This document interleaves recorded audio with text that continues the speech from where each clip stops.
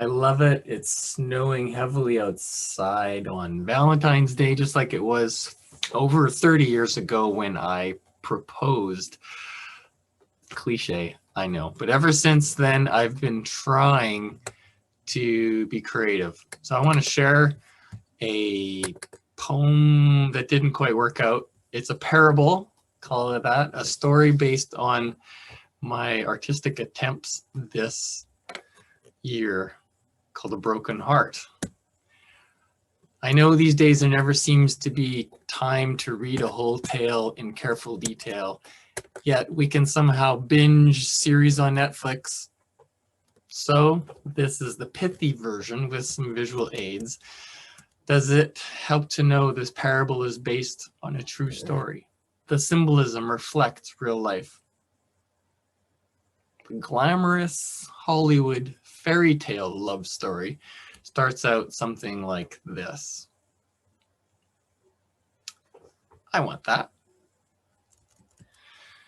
Then it turns to this ideal looking marriage, all shiny and stylish. I want to look like that too. But it tends to go bust like this. This is a parable of two rather average vessels that seem quite the same, yet with obvious differences. Common purposes align when a freshman boy meets a new girl at the same college, same values and designs, but different degree tracks representing different ambitions, different passions and interests.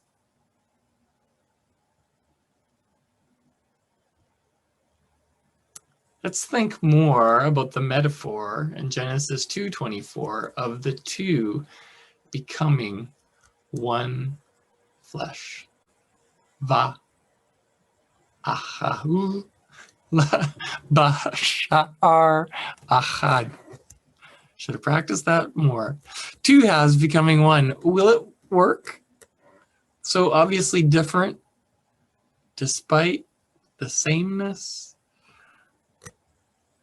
Here's my project in progress. One is darker and opaque. That would be me. But that's for reasons of preservation, actually, for your information. The other is more transparent, and light beams through the bubbles. One is fragmented, a little bit in pieces. Tiny flaws go back to the day it was made, compared to a more inherently stable structure that is merely further polished by life's abrasions, mostly.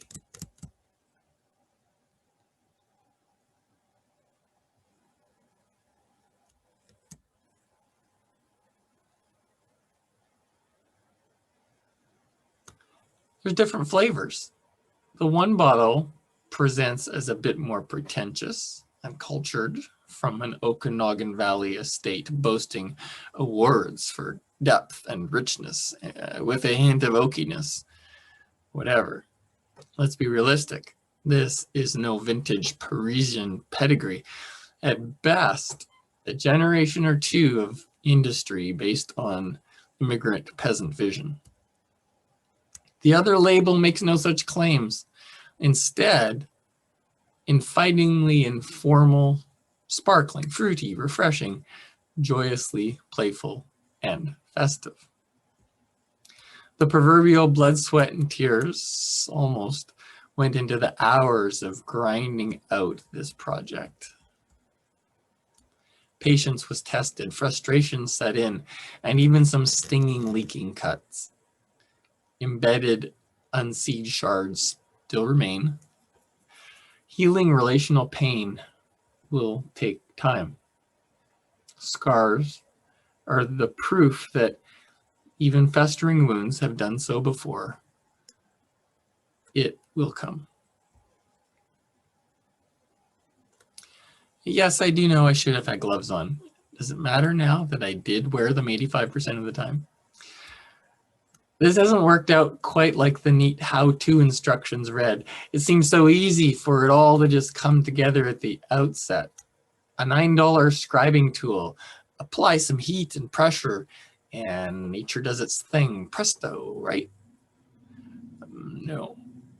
Hidden in the fine print at the end of the directions is the advisory to expect a 50% failure rate, because that's just the way the glass is.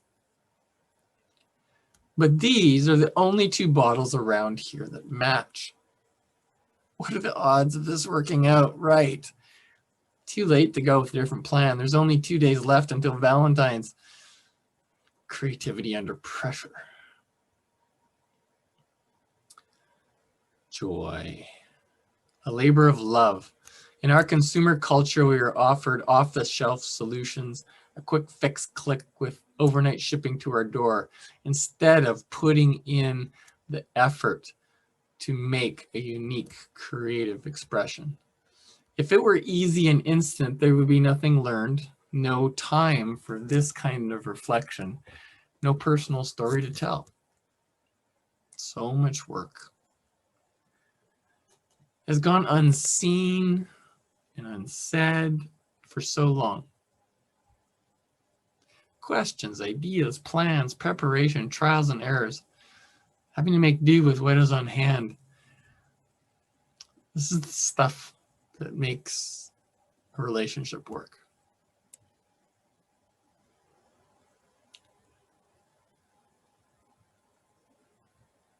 From a distance, it could look charming enough.